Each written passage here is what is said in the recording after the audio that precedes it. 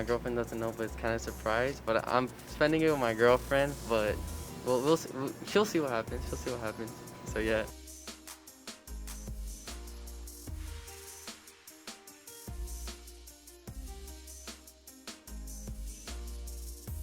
This year's Valentine's, I plan on spending it at home, you know, FaceTiming my family.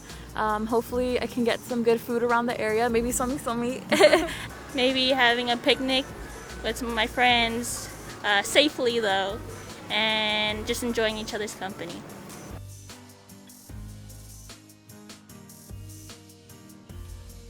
He takes me to go on a walk every other day to get ice cream for me.